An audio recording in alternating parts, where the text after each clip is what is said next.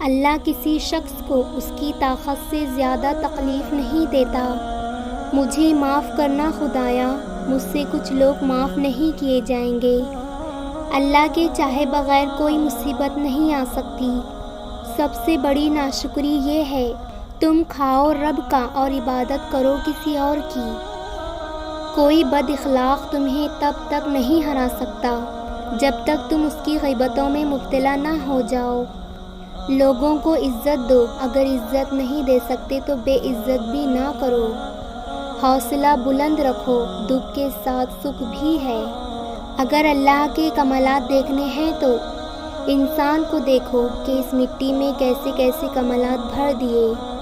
حالات کوئی بھی ہو، شکر ہمیشہ شکوے سے بہتر ہے۔ مایوس مت ہو، زندگی پھر موقع دے گی انشاءاللہ۔ اپنی قوم کو ایک اچھی سوچ دینا بہترین صدقہ جاریہ ہے۔ سارا دن ثواب ہی ثواب ہے۔ دین پر چلو اور ثواب کماؤ۔ جب کوئی وسوسہ آئے فوراً اللہ کی پناہ مانگو اور ذکر شروع کر دو۔ جب وسوسوں پر بھی شیطان تمہیں نیکی پر آگے بڑھتے دیکھے گا تو دوسری دفعہ وسوسے ڈالنے کی جرت نہیں کرے گا۔ بڑا صرف اللہ ہے، باقی سب فانی ہے۔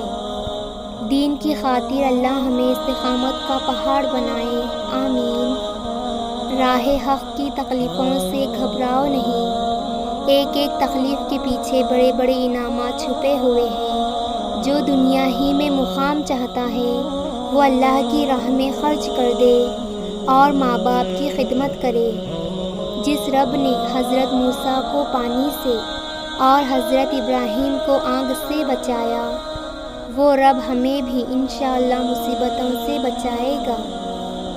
اللہ کی رحمت روٹ جانے کی بڑی وجوہات میں ایک وجہ یہ بھی ہے کہ ہمیں ہر قانون کے پاسداری کی فکر ہے سوائے اللہ کے قانون کی۔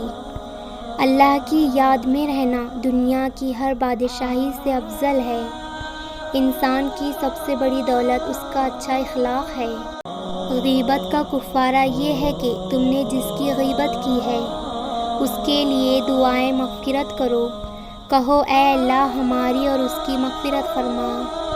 انسان بہت ہی سخت جان چیز ہے، جس بات کا تصور بھی برداشت نہیں کر سکتا۔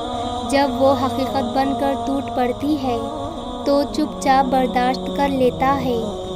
سوائے اپنے رب کے سوا کسی سے امید نہ رکھنا اور اپنے گناہوں کے سوا کسی چیز سے خوف نہ کھانا۔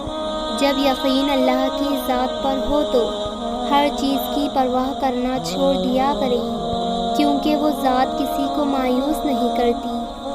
ہزاروں لوگوں میں اس ایک کو عزیز رکھو جو تمہاری غیر موجودگی میں تمہاری عزت پر کوئی داغ نہ برداشت کر سکے۔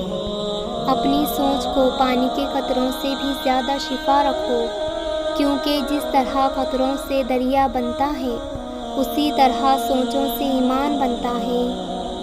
نظر انداز کرنا سیکھیے، کچھ تفصیلات زندگی کو مختصر کر دیتے ہیں۔